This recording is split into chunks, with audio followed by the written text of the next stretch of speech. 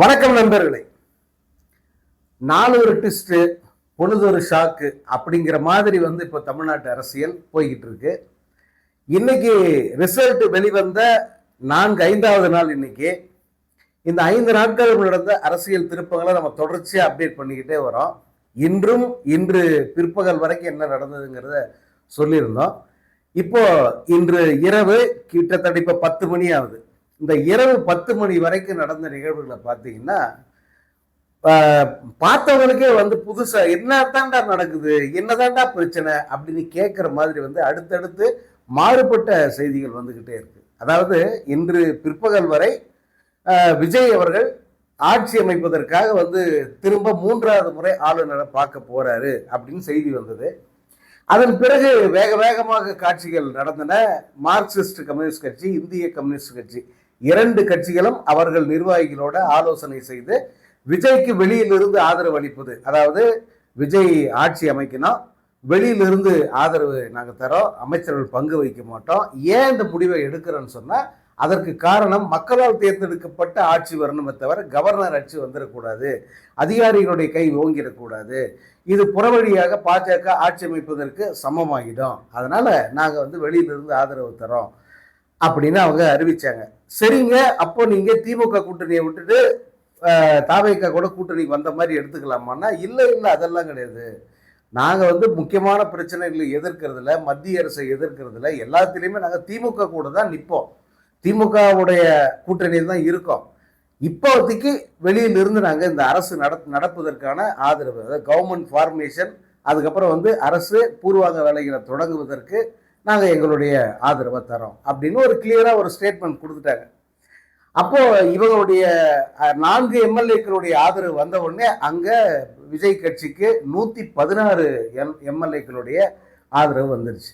அப்போ இன்னும் 2 பேர் தான் வரணும். அது திருமாவளவன் கண்டிப்பாக இவருக்கு விஜய்க்கு சாதகமாக முடிவெடுப்பாரு அப்படின்னு சொல்லி அறிவிச்சிருந்தாங்க. அதே போல அந்த கட்சியிலிருந்து ஆதரவு கிடைத்த கொடுத்துட்டாங்க அப்படின்னு ஒரு தகவல் வந்தது. அதையொட்டி சரி 118 கிடைச்சிருச்சு அப்படின்னு செய்திகள் வெளிவர தொடங்கிருச்சு.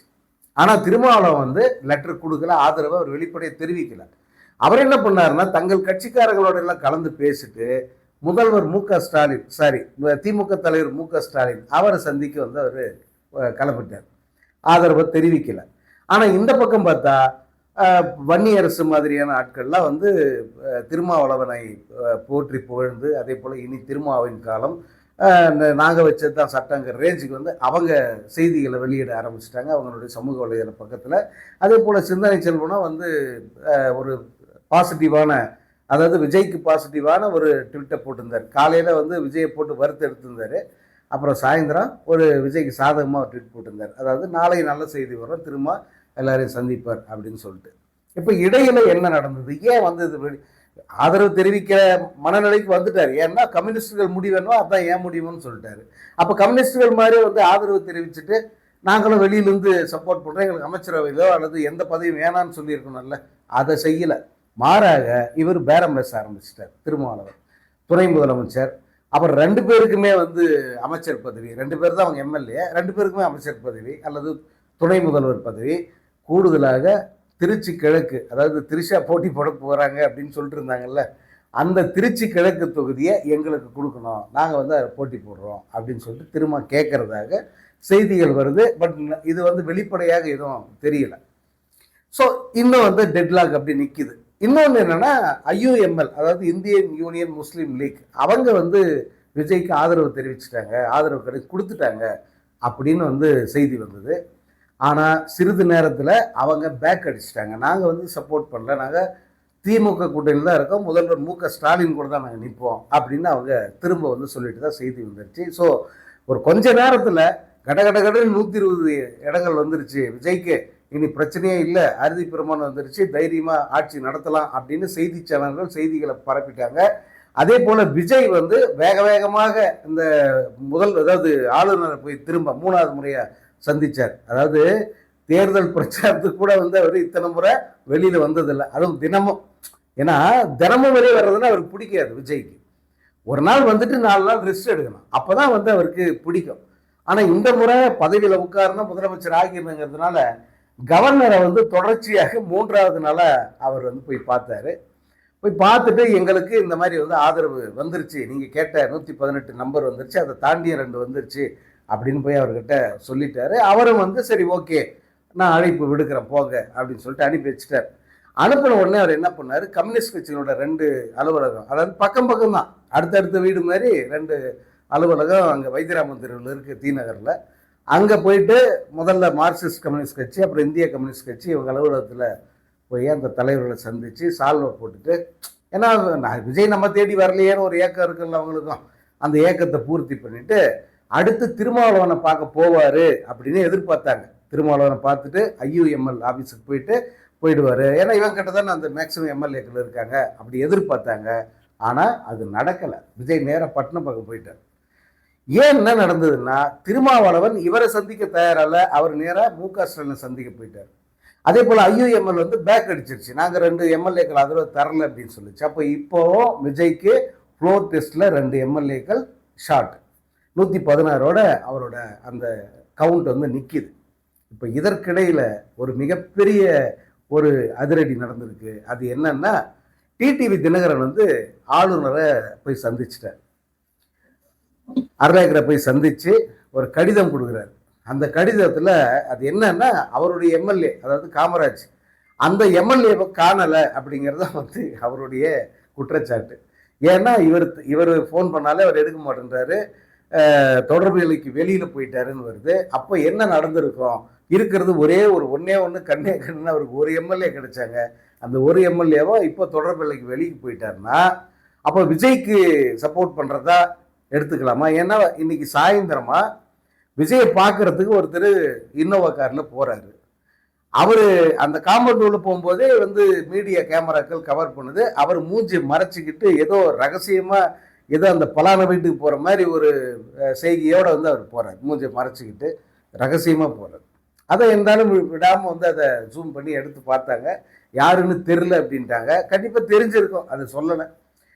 இப்போ அந்த நபர் ஒரு வேளை வந்து தன்னுடைய வேட்பாளராக இருப்பாரோ, வெற்றி பெற்ற வேட்பாளர் இருப்பார்னு அவருக்கு சந்தேகம் வந்துருச்சு. அதனால் என்னுடைய எம்எல்ஏவை காணவில்லை அப்படின்னு போய் ஒரு கம்ப்ளைண்ட் கொடுத்துட்டு தேடி கண்டுபிடிங்க, இது விஜயோட வேலை தான், குதிரை பேரம் நடத்துகிறாரு, ஹார்ஸ் ட்ரேடிங். இது வந்து கட்டாயமாக ஜனநாயகத்தில் கண்டிக்கப்பட வேண்டிய, தண்டிக்கப்பட வேண்டிய விஷயம். இதற்கு ஒரு விசாரணை நடத்தி நடவடிக்கை, விஜய் மீது, விஜய் கட்சி மீது நடவடிக்கை எடுக்கணும்னு அவர் லெட்டர் கொடுத்துட்டார். கூடவே இன்னொரு லெட்டர் கொடுத்தார். அதுதான் இங்கே அதிரடி திருப்பம். அது என்னன்னா, அதிமுக பொதுச் செயலாளர் எடப்பாடி திரு கே பழனிசாமி அவர்களை ஆட்சி அமைப்பதற்கு அழைப்பு விடுக்க வேண்டும் அப்படின்னு சொல்லிட்டு ஒரு கடிதத்தை கொடுத்துருக்காரு. இப்போ காலையிலிருந்து என்னென்ன நடந்ததுன்னா, காலையில் வரைக்கும் 10 மணி வரைக்கும் பேசப்பட்டது என்னன்னா, அதிமுக ஆட்சி அமைக்க திமுக மறைமுகமாக சப்போர்ட் பண்ணோம் அப்படி ஒன்று இருந்தது. அதுக்கப்புறமா பார்த்தா அதிமுக ஆட்சி அமைக்க திமுக நேரடியாக ஆதரிக்கும் அப்படின்னு ஒன்று சொன்னாங்க. அப்புறமா அது எப்படிங்க அவங்க 2 பேரும் போய் இருதூரமாக இருந்து ஒன்றா சேர்ந்தா அப்புறம் நாளைக்கு வந்து அவங்களுடைய அரசியல் எதிர்காலமே வீணாக போயிட்டு ஜனங்களுக்கு அவங்க மேல் நம்பிக்கை போயிடல அப்படின்னு ஒரு பேச்சு வந்தது. அதுக்கப்புறம் பார்த்தா காட்சிகள் மாறிச்சு, விஜயை வந்து ஆட்சி அமைக்க போகிறாப்புல. ஏன்னா விஜய்க்கு தேவையான பெரும்பான்மை ஆதரவு வந்து இன்னைக்கு கிடைச்சிடும். கம்யூனிஸ்ட் கட்சிகள் ஆதரவு கொடுத்துட்டாங்க, அது விசிகாவும் ஆதரவு தரப்போகுது. அப்புறம் இவங்களே திரும்ப திரும்ப திரும்ப முஸ்லீம் லீக் கட்சிக்கு தாவேகா தரப்புலேருந்து தொடர்ச்சியாக அவங்க அழைப்பு விட்டுக்கிட்டே இருந்தாங்க. அதனால் இந்த 120 எம்எல்ஏக்கள் இருந்தால் போதும், ஆட்சி அமைச்சிருவாங்க அப்படிங்கிற சூழல் இருந்த போது தான் இப்போ இப்படி ஒரு திருப்பத்தை டிடிவி தினகரன் கொண்டு போய் அங்கே அரங்கேற்றிருக்காரு. ஆளுநரும் அவர் கொடுத்த பெட்டிஷனை வாங்கினாரு, நடவடிக்கை எடுக்கன்னு சொல்லியிருக்காரு. எடப்பாடி பழனிசாமி ஆதரிப்பது குறித்து சட்ட வல்லுநர்களும் ஆலோசனை செஞ்சுட்டு நான் ஒரு முடிவை சொல்லுவேன் அப்படின்னு கவர்னர் வந்து சொல்லியிருக்காரு. இப்போ என்ன நடக்க போகுது, அதான் பெரிய கேள்வி. இந்த பக்கம் விஜய் 116 அப்படிங்கிற நம்பரோட நிற்கிறார். அப்போ இந்த சைடு 118 அப்படிங்கிற நம்பரோட இவங்க நிற்கிறாங்க அப்படின்னு அர்த்தம். யாரு? திமுக, அதிமுக மற்றும் அவங்களுடைய கூட்டணியில் இருக்கிற இன்னும் சிலர் எல்லாம் சேர்த்து கணக்கு பண்ணீங்கன்னா அவங்களுக்கு 118 வந்துடுது. திமுக இப்போ 60 சீட் இருக்கு அவங்களுக்கு, அதே போல 61 இருக்கு. அதே போல அதிமுகவுக்கு வந்து 53 இருக்கு. கூடவே வந்து இன்னும் சில கட்சிகளை சேர்த்திங்கன்னாக்க அந்த நம்பர், அந்த மேஜிக் நம்பர் வந்து அவங்களுக்கு கிடைச்சிருது. அதாவது நீங்கள் பாரதிய ஜனதா கட்சியை கழட்டி விட்டால் கூட வந்து அந்த மேஜிக் நம்பர் இவங்களுக்கு கிடைச்சிருது அப்படின்னு ஒரு கணக்கு போகுது. இப்போ நாம் ஏற்கனவே போன வீடியோவில் சொன்ன நண்பர்களே, அதை வந்து செய்தி சேனல்கள் சீரியஸாக இன்னும் அதை டிஸ்கஸ் பண்ணல. அது ஒரு எக்ஸ்க்ளூசிவ் தான் நான் கொடுத்தது. இனிமேல் தான் அதை பற்றி பேசுவாங்கன்னு நினைக்கிறேன். அதாவது 63 எம்எல்ஏக்கள் விஜயனுடைய கட்சியிலிருந்து 63 பேர் வந்து இந்த பக்கம் ஏதாவது ஒரு திராவிட கட்சிக்கு போகிறதுக்கு வாய்ப்பு இருக்குது அப்படின்னு கடந்த 2 நாட்களாக ஒரு பேச்சு ஓடிக்கிட்டு இருக்கு. அவங்கள ரகசியமாக இன்னும் ரெசார்ட்டில் வச்சு பாதுகாத்துக்கிட்டு இருக்கார் விஜய். இப்போ விஜய்க்கு ஆட்சி அமைப்பதற்கு வழியே இல்லை, மறு தேர்தல் ஒன்று இல்லை, ஆளுநர் ஆட்சி, அதாவது குடியரசுத் தலைவர் ஆட்சி அப்படின்ற ஒரு சூழல் வந்ததுன்னா, ஏன்னா பாஜக எதை பற்றியும் கவலைப்படாது. ஜனநாயக படுகொலைன்னு நீ சொல்லிக்க, கத்திக்க, என்ன வேணா பண்ணு, போராட்டம் நடத்து. இன்னைக்கு காங்கிரஸ் போராட்டம் நடந்துச்சு, என்னாச்சு? ஒரு வரி செய்தி, எவ்வளோதான்.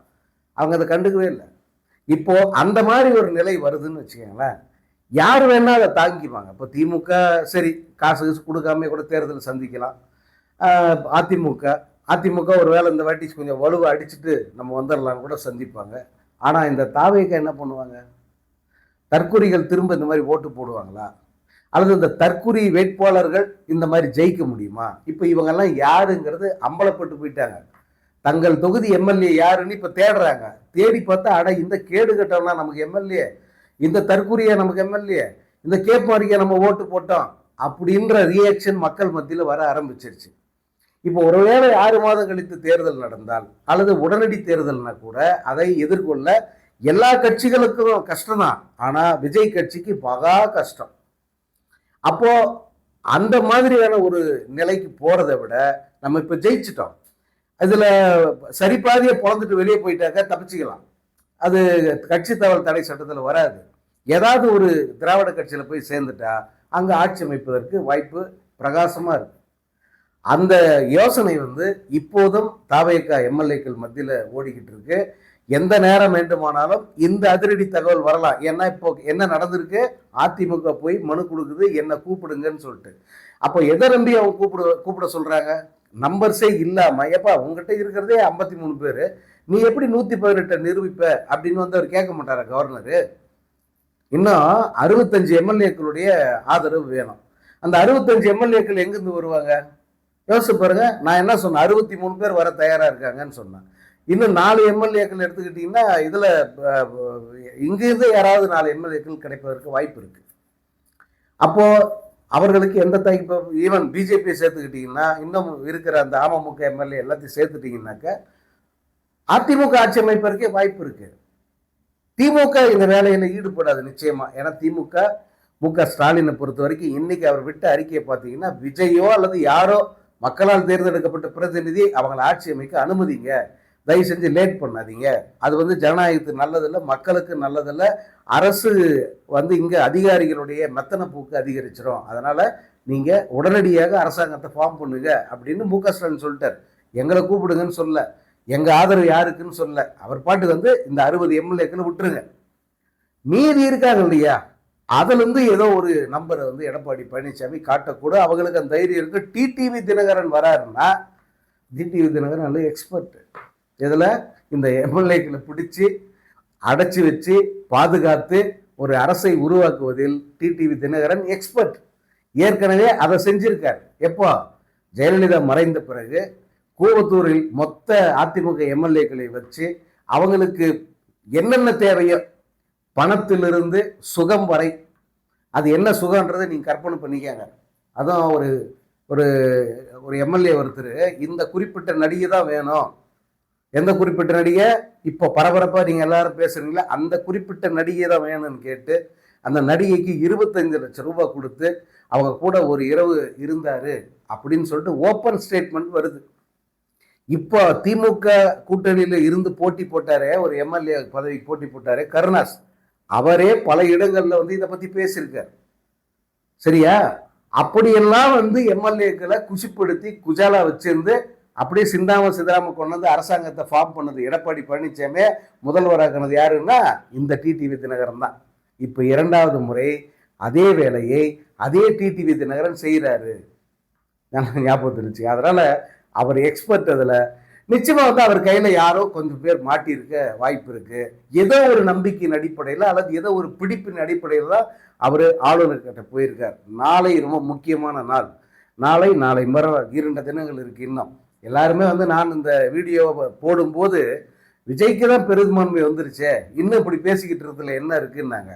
வரல, இன்னும் விஜய்க்கு பெரும்பான்மை வரல. அது எப்போ வரும் அப்படிங்கிறதும் தெரியாது. இன்னும் 2 நாட்கள் இருக்கு. அந்த 2 நாட்கள்ல புதிய நாடகத்தை அரங்கேற்ற அதிமுக உள்ள இறங்கிருச்சு, களத்துல இறங்கிருச்சு. இறங்கி இருப்பவர் தான் ரொம்ப ஆபத்தானவர். அவர் சாதாரண ஆள் கிடையாது. டிடிவி தினகரன் நின்ற அத்தனை தேர்தல்கள்லயே வந்து ஜெயிச்சு காட்டினார். அப்போ எப்படிதான் இருந்தாலும் வந்து சொல்லி ஜெயிக்கிறான் அப்படின்னு ஒரே ஆச்சரியமா இருக்கும். அப்படிப்பட்ட டிடிவி தினகரன், ஒரு ஆட்சியையே உருவாக்கி காட்டிய டிடிவி தினகரன், அத்தனை எம்எல்ஏக்களையும் வெளியே போக விடாம வந்து கூவத்தூர்ல வச்சு அப்படியே வந்து காப்பாற்றி கூட்டிட்டு வந்து ஒரு அரசை உருவாக்கிய டிடிவி தினகரன், முதலில் எடப்பாடி பழனிசாமியை முதல்வராக்கிய அதே டிடிவி தினகரன் இப்போது களத்தில் இறங்குகிறார். ஆளுநரிடம் மனு கொடுக்கிறாரு. எடப்பாடி பழனிசாமி ஆட்சி அமைக்க கூப்பிடுங்க, நான் நம்பரை நிரூபிச்சு காட்டுறேன் அப்படின்னு சொல்லிட்டு வர்றாரு. ஆளுநரும் பரிசீலிப்பதாக சொல்றாரு. அப்ப மேலிடத்தின் ஆசீர்வாதம் இல்லாம இவ்வளவு நடக்காது. அதே நேரம் இந்த விஜய் கையில் இருக்கிற, விஜய் கட்சியில் இருக்கிற எம்எல்ஏக்கள் இந்த மேலிடத்தின் பவர் என்ன அப்படிங்கிறத வந்து தெரிஞ்சிருப்பாங்க அல்லது அவங்களுக்கு தெரிய வைப்பாங்க. ஸோ எளிதில் அந்த கட்சி உடைந்து சரிபாதி பேர் அல்லது 2/3 பங்கு பேர் இந்த திராவிட கட்சி, ஏதோ ஒரு திராவிட கட்சிக்கு ஆதரவளிக்க இப்போ இருக்கிற நிலவரப்படி அதிமுகவுக்கு ஆதரவளிக்க வாய்ப்பு இருக்கிறது. பற்றாக்குறை, அதாவது அந்த எண்ணிக்கை போதவில்லை என்றால் அந்த ஃப்ளோர் டெஸ்ட்ல எப்படி வந்து அதை சரி பண்ணும் அப்படிங்கிற வித்தை வந்து இவங்க எல்லாருக்கும் தெரியும். யாருக்கு? எடப்பாடிக்கு தெரியும், அல்லது எடப்பாடி ஆதரிக்கிற மற்ற அத்தனை பேருக்கும் தெரியும். அந்த தைரியத்தில் தான் வந்து அவங்க ஃப்ளோர் டெஸ்ட் நாங்கள் பார்த்துக்கிறோம், எங்களை ஆட்சி அமைக்க கூப்பிடுவோன்னு சொல்கிறாங்க. ஸோ அரசியலில் மிக மிக அதிரடியான திருப்பம், மிக பெரிய அதிரடியான திருப்பம் இது அப்படின்னு நான் பார்க்குறேன். நாளையும் நாளை மறுநாளும் மிக முக்கியமான தினங்கள். குறிப்பாக நாளை என்ன நடக்க போகுது அப்படிங்கிறத முடிஞ்ச லைவாக வந்து ஒரு 1 மணி நேரம் உங்களுக்கு நான் சொல்கிறேன்.